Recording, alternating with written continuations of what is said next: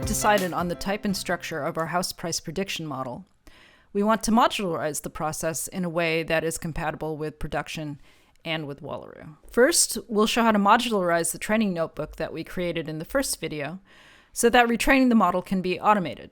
Now, normally we'd probably expect to run the retraining and the deployment steps together, but for this demo, we've split these tasks into two notebooks. Now, the important step at this stage is to pull the feature engineering and the post-processing steps into separate modules. These modules will then be used in both the training and deployment steps. Here's our pre-processing module, which has a function called create features, which will create some of the synthetic features that we are going to use in our model. And to jump ahead a little, we see that the module also has this function, model also has a Wallaroo helper function so that the platform can call the create features function in production once we get to that stage. Similarly, here is our post-processing module, which has a small function to convert log price back into predicted price and round it to the nearest integer value. And you see that this module also has a Wallaroo helper function. Now we can import the pre and post-processing functions back into our notebook, which runs pretty much the same way as the initial notebook did.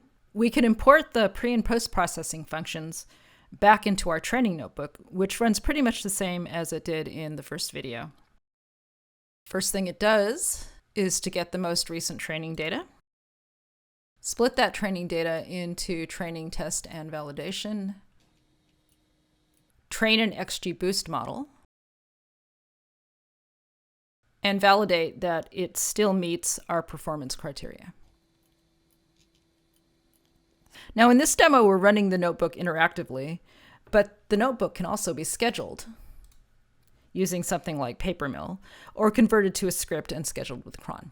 At the end of the notebook, we'll convert our XGBoost model to Onyx so it'll run more effectively in our Wallaroo compute engine.